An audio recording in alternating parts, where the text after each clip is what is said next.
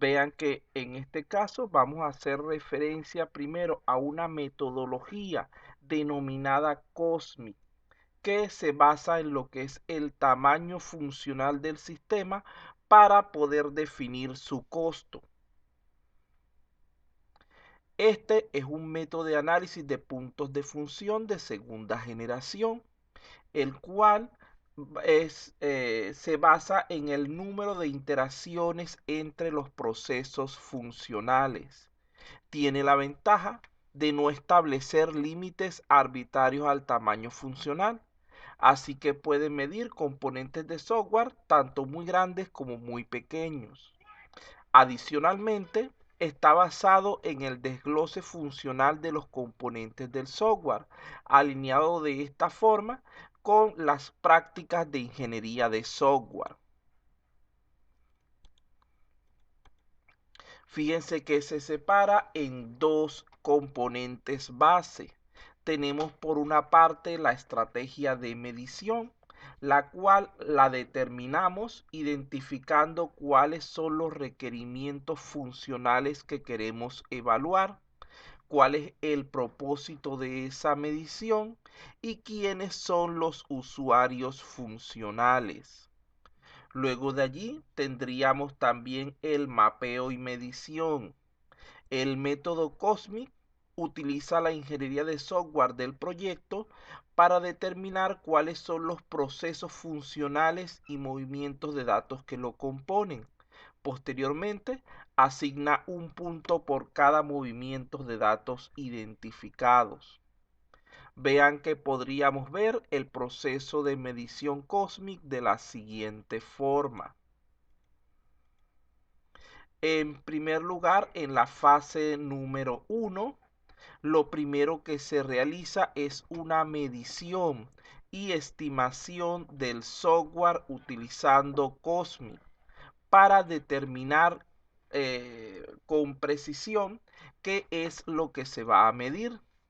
Esta medición del software va a depender del punto de vista de lo que definimos como usuarios funcionales. Por ejemplo, personas, dispositivos de hardware u otros sistemas que interactúen con el software. En esta primera fase se define el propósito y el alcance de la medición del software, que incluye cuáles son sus requerimientos funcionales del usuario que se va a medir, quiénes son los usuarios funcionales y otros parámetros de interés. Previo a esto, necesitamos haber aplicado técnicas para el levantamiento adecuado de los requerimientos del software. Es importante, además de todo lo anterior, dejar documentados los parámetros utilizados para la medición del software, para de esta forma asegurar que ésta pueda ser interpretada adecuadamente por quienes harán uso de ella para realizar las estimaciones y presupuestos. Luego tendríamos una segunda fase, que sería el mapeo.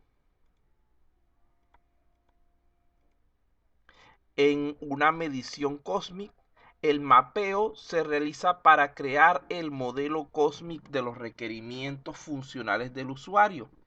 Este tiene como punto de partida los artefactos disponibles, como por ejemplo un esquema, la especificación de requerimientos detallada, los modelos de diseño tales como casos de uso, el software que está instalado físicamente, entre otros.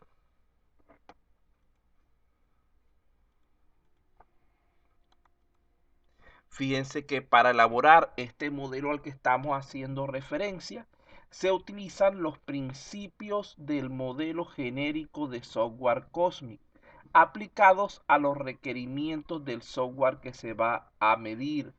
Estos principios serían los siguientes. En primer lugar, la funcionalidad de software está conformada por procesos funcionales.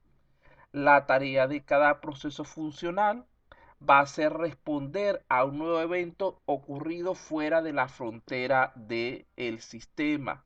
es decir, en el mundo de los usuarios funcionales. En segundo lugar, los procesos funcionales están compuestos de subprocesos, donde cada subproceso puede mover datos o manipularlos. Los subprocesos de movimientos de datos que van orientados hacia el usuario serían lo que llamamos entradas, cuando están hacia lo que es el usuario ingresar datos hacia el sistema, es a lo que llamamos entradas. Los que mueven datos desde un proceso funcional hacia el exterior es a lo que denominamos salidas. Vean que son conceptos ya conocidos. Los subprocesos que mueven datos hacia un almacén de información se les llama escrituras, y los que mueven datos desde un almacén de información hacia cualquier otro destino es a lo que llamamos lecturas. Vean que en esta metodología cada movimiento de datos, entrada, salida, lectura o escritura, afecta solamente a un grupo de datos específicos, cuyos atributos describen un solo objeto de interés. Cuando nosotros vamos a hacer una lectura, no leemos el contenido completo de nuestra base de datos, sino que simplemente leemos algún componente puntual que necesitamos para el evento que estamos estudiando. Imagínese el consumo de recursos, sobre todo de procesador y memoria, que implicaría si cada vez que tuviéramos que hacer cualquier tipo de transacción, hubiera que cargar la base de datos completa en lo que es el equipo. Entonces lo que hace es tomar una porción de la base de datos, bien sea un registro, un conjunto de registros, etcétera, para trabajar con ellos. Esto va a facilitar el proceso, va a permitir que sea más ágil, más ligero, más rápido. Número 4. En la medición solo se cuentan los movimientos de datos. Es decir, se asume que la manipulación de datos forma parte tanto de las entradas como las salidas, las lecturas o escrituras. Por lo tanto, estas no se miden por separado. En la medición solo se cuentan los movimientos de datos específicos. Se entiende que un proceso funcional va a terminar su ejecución cuando ha realizado todos los subprocesos necesarios para responder a los datos que recibió de un evento.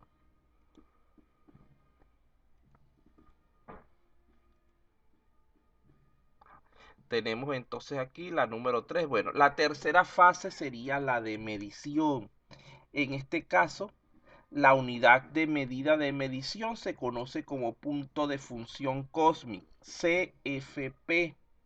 Cada movimiento de datos es medido como un punto de función cósmico. Déjame dejar aquí. Aquí. Ya.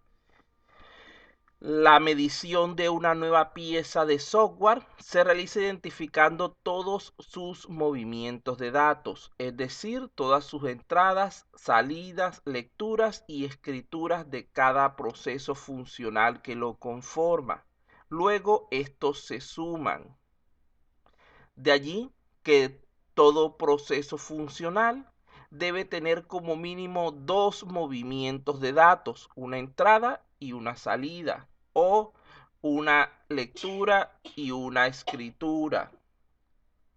Solo de esta forma se garantiza que el proceso funcional modelado proporciona un servicio completo. Por lo tanto, el tamaño funcional mínimo en esta metodología es de 2 puntos.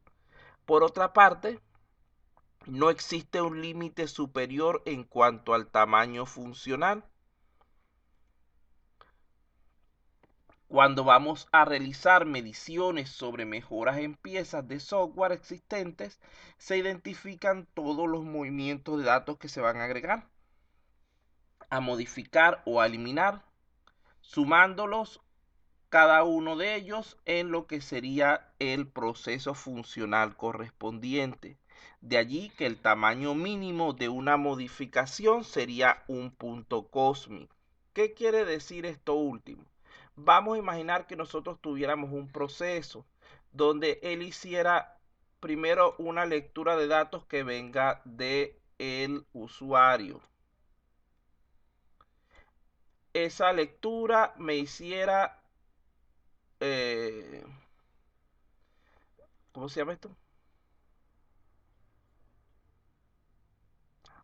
Esa lectura viniera de un usuario. Cuando la lectura de datos viene de un usuario, ¿cómo se llama?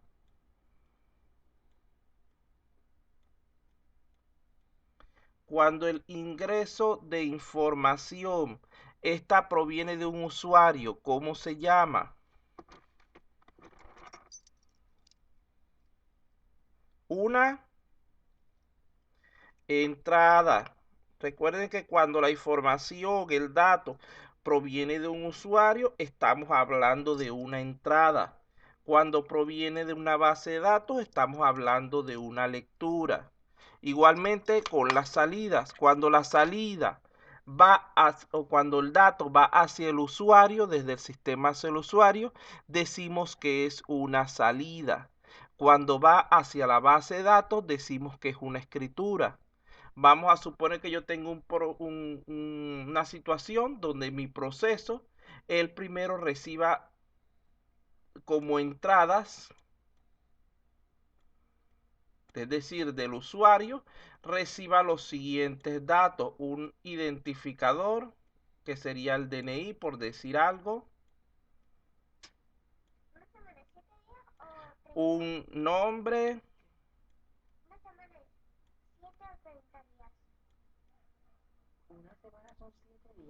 y un curso, por decir algo.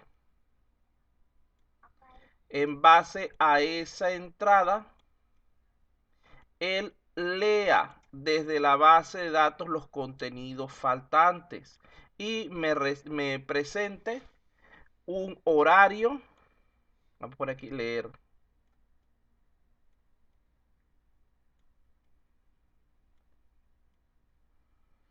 Me presente, por ejemplo, un horario,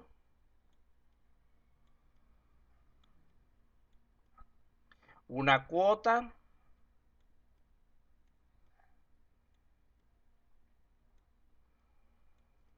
y una asistencia.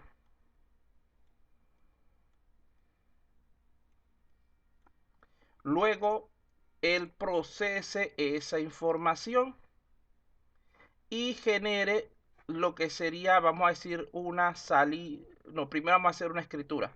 Una escritura en el sistema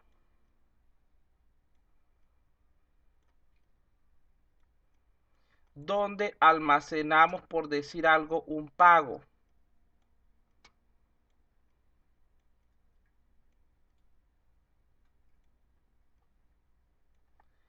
Y genere una salida para el usuario. Estoy hablando de un proceso sencillo, vean. Una salida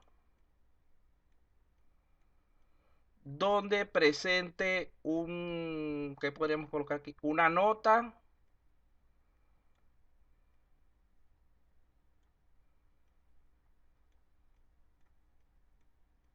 y un saldo.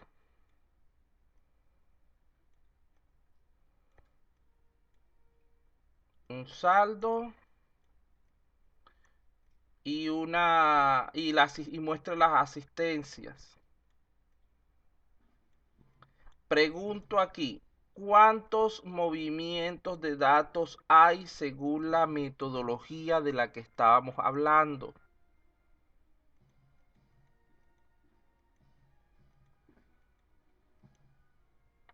¿Cuántos movimientos de datos habrá allí según lo que acabamos de decir hace un momento?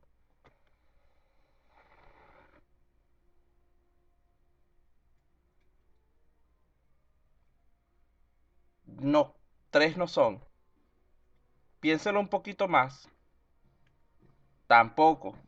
Ahí estoy viendo ya que están contando solamente los tipos de proceso, es decir, están diciéndonos hay 1, 2, 3 y 4, pero esas no son los movimientos, esos son los tipos de movimientos. Pero fíjense que dentro de por lo menos lo que es las entradas tenemos 3 movimientos de datos. Se ingresa un DNI, ingresa un nombre, ingresa un curso. Aquí ya van 3 movimientos diferentes. Dentro de la lectura tenemos también 3 movimientos, casualmente puse 3. Aquí está y aquí está. Son 3 más, llevo 6. Dentro de la escritura vean que hay un solo movimiento. Van 7. Y como salida estoy moviendo 1, 2, 3 datos. Van en total 10.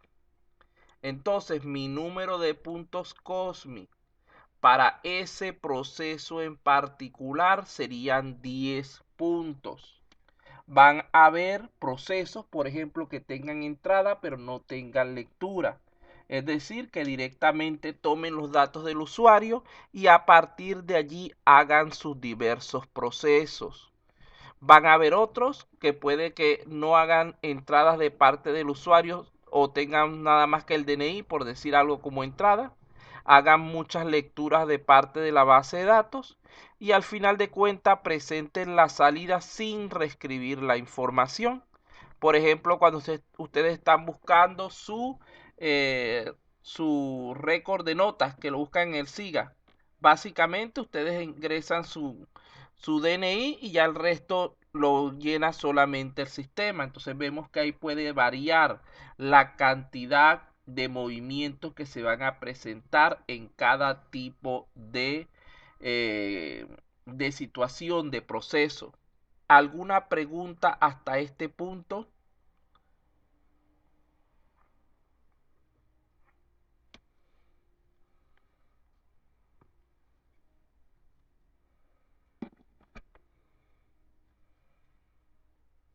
No hay preguntas, vamos a continuar.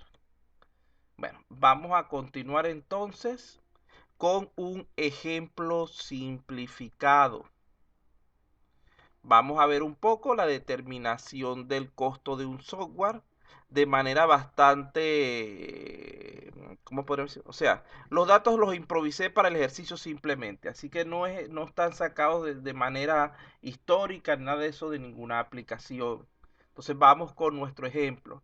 Lo primero, vamos a suponer que para este caso de estudio estamos trabajando con un software que tiene 50 puntos de función, los cuales van a estar distribuidos tal como se muestra en esta tabla. Imaginemos que era un software para una tienda donde tiene un módulo de compras que tiene 15 funciones diferentes. Se le dieron 15 soluciones a lo que pidió el cliente. Tiene un módulo de ventas que también tiene 15 componentes. Tiene un módulo administrativo con 12 componentes y entre los distintos elementos no funcionales que se implementaron y que fueron validados por el cliente, habían 8 componentes. Allí tendríamos el tamaño de 50 para lo que es esa pequeña aplicación de software. Luego de allí, el costo del equipo de desarrollo de software. Además de saber el tamaño del software, hay que conocer cuánto nos cuesta ese equipo de trabajo. Para determinar el costo de una unidad de desarrollo de software, necesitamos valernos de la información de proyectos pasados que tenga la organización. También podemos usar información de otras fuentes, de otras organizaciones y bases de datos, así como benchmark. Entonces, de toda esa información histórica, nosotros vamos a suponer, ya que no tenemos los datos históricos, que nuestro equipo está conformado por 8 personas.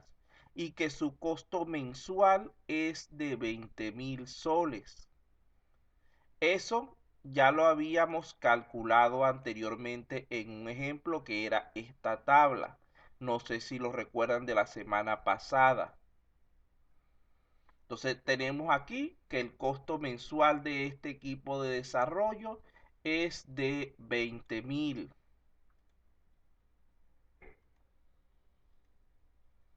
Luego de allí, otra cosa que tenemos que sacar de la parte histórica, de la parte estadística, sería las unidades de medida que se puede desarrollar ese equipo de trabajo dentro de un periodo de tiempo. Vamos a suponer nuevamente que examinando la información histórica de la organización, podemos determinar que en los últimos 12 meses el equipo de trabajo ha logrado producir en promedio 20 puntos de función mensuales. Vean que simplemente estoy otorgándole valores a estos primeros datos para poder hacer los cálculos correspondientes.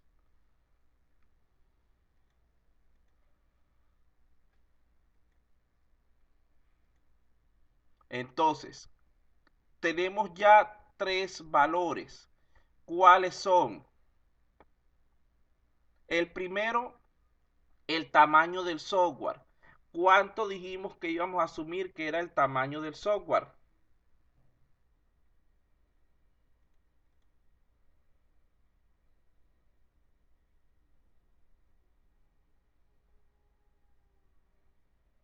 ¿Aló? ¿Están allí? Muy bien. Entonces, nosotros, resumiendo, presentamos tres valores ya anteriormente.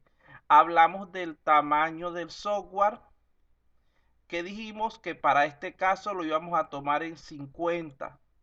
Se recuerdan que allí yo les presenté que para el módulo de compras tenía 15, para el módulo de ventas tenía 15, para el componente administrativo tenía 12 y en otros componentes tenía 8, nos daba 50. Tenemos el costo mensual del equipo de desarrollo, que cuánto dijimos que era. ¿Cuánto era el gasto para mantener ese equipo de desarrollo durante un mes?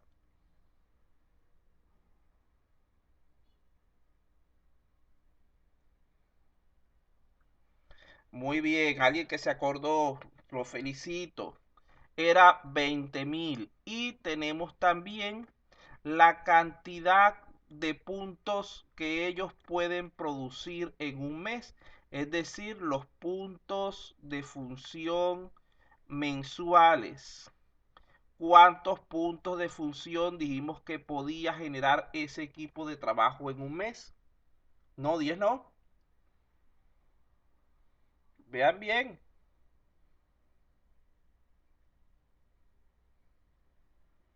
Esta es la misma diapositiva de la semana pasada todavía que estoy terminándola.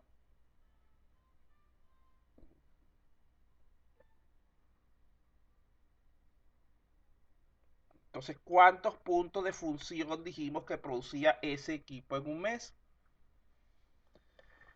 Voy a retroceder un poquito porque se les olvidó rápido. 20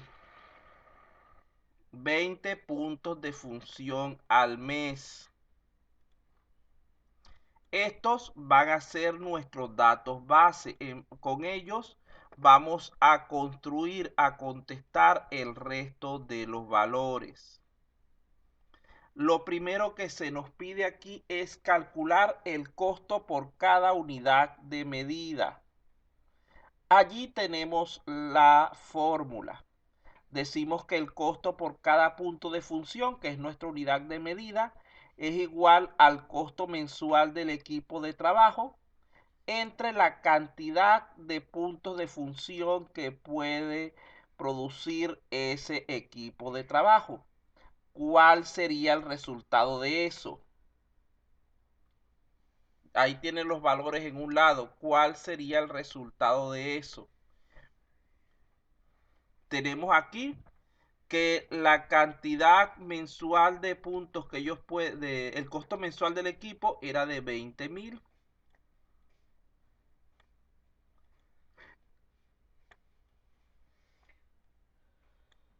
y lo voy a dividir entre los 20 puntos que ellos producen al mes.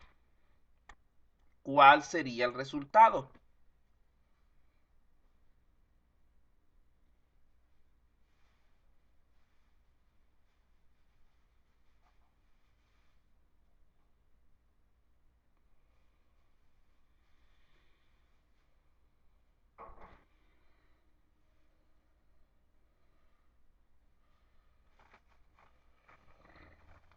Muy bien. El resultado sería 1000. Esto sería lo que me cuesta producir cada uno de esos puntos de función que corresponden a mi sistema. Ya tengo un primer cálculo, un primer valor. Aquí lo tenemos en limpio. Vamos entonces con otro valor más.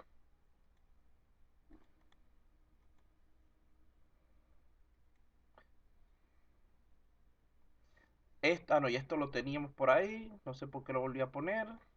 Ajá. Vamos aquí con el siguiente. Ahora, ¿cuál sería el costo del proyecto de software? Vamos a ver. Tenemos nosotros el tamaño del software. ¿Cuál es el tamaño de ese software según habíamos indicado ya? 50, muy bien. Ahora, ¿cuánto me cuesta cada punto de función? Según lo que acabamos de calcular hace un momento. Eso quiere decir que mi costo del software debería ser, mi costo del proyecto de software debería ser entonces, muy bien, 50.000. Vean que no es nada del otro mundo, son cálculos sumamente sencillos. Esto representa el monto mínimo que le deberíamos cobrar a ese cliente para poder realizar dicho proyecto. Pero resulta ser que normalmente el cliente va a negociar, va a querer una rebaja, un descuento sobre el precio. Y si nosotros nos mostramos demasiado cerrado al respecto, podríamos perder ese cliente simplemente por negarnos a negociar. Aunque la realidad es que tampoco podemos bajar de ese precio mínimo. Entonces, de allí que nosotros podemos añadirle un porcentaje de negociación, es decir, un monto adicional para que cuando el cliente comience a regatear con nosotros, tener algo con lo cual jugar. Nosotros le decimos, mira, ese sistema, sacamos cuenta, no sé qué, te salen 55. Y resulta ser que el cliente empieza, no, pero es que eso es mucho, no sé qué, rebájeme algo, etcétera. Y a tanto, entonces, bueno, vamos a darlo en 54 y así se puede ir bajando hasta que llegue a no menos de 50. Si nosotros logramos quedar por encima de 50, estamos teniendo una ganancia adicional. Si nosotros nos vamos por debajo, vamos a tener que asumir nosotros ciertos costos. Y esa no es la idea, porque eso representaría una pérdida. Si nosotros terminamos dejándolo a final de cuenta en 50.000, no estamos ni ganando ni perdiendo realmente, pero estamos complaciendo, satisfaciendo a un cliente, el cual se va a sentir mucho más motivado a trabajar con nosotros. Entonces allí estaría la importancia de este pequeño valor adicional de negociación.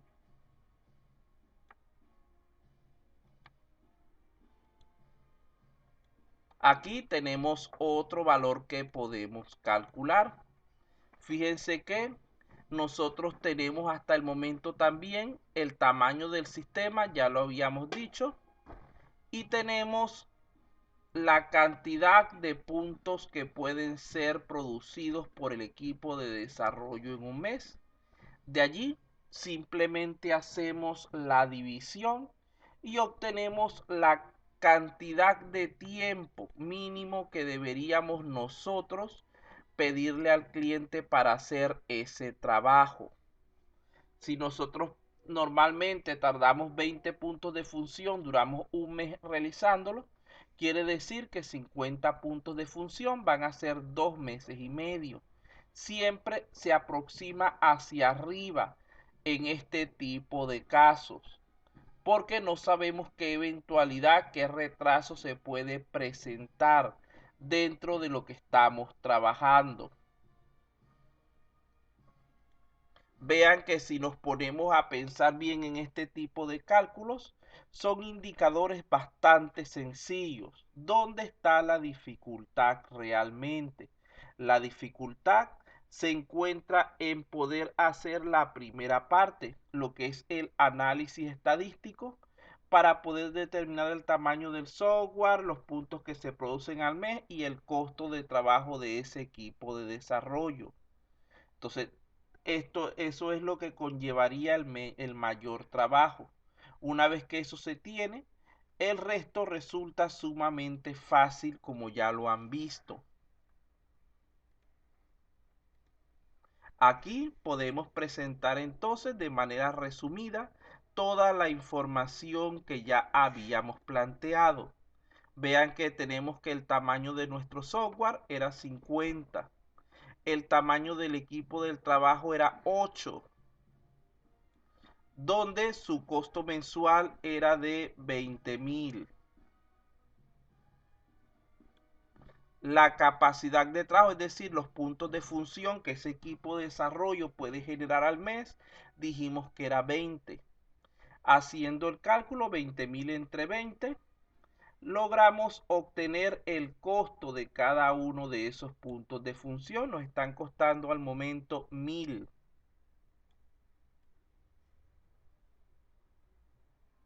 Luego de allí tendríamos el costo total del proyecto. Obtenemos, según el cálculo, un monto mínimo, que sería estos 50,000, que es lo que nos da después de hacer todas nuestras cuentas. Pero nosotros deberíamos tomar un valor negociable, es decir, añadirle un porcentaje adicional para poder nosotros tener la posibilidad de permitirle al cliente que regatee un poco. Usted sabe que un cliente que no regatea no queda muy feliz con lo que está haciendo. Inclusive siente cierto orgullo de decir, no, logré que me rebajaran 1,000, 2,000, 3,000. Ya ellos se sienten como buenos negociadores. Pero si nosotros nos adelantamos y añadimos ese tipo de porcentajes, no nos vamos a ver afectados negativamente por esto. La duración del proyecto, tenemos una duración estimada que es la que nos da el cálculo, y nosotros le debemos proponer al cliente una duración que tenga por lo menos un porcentaje adicional de holgura. Normalmente esta aproximación de la duración siempre se va a hacer hacia arriba, nunca hacia abajo. ¿Qué quiere decir? Que si el resultado, por ejemplo, es 2,2 meses, yo no lo puedo aproximar a 2, porque resulta ser que eso sería 2 meses y una semana. Si yo le quito una semana a lo que estoy haciendo, es muy probable que al final del trabajo tenga que andar corriendo y no pueda cumplir con los plazos propuestos.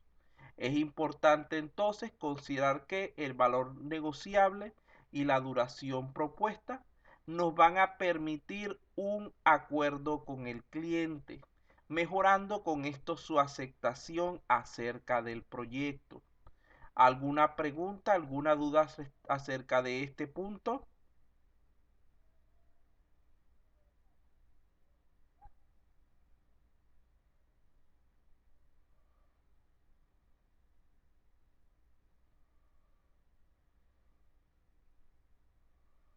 Bueno, si no hay dudas, vamos a dar un momentico mientras que ubico la diapositiva y ya continuamos con el siguiente tema.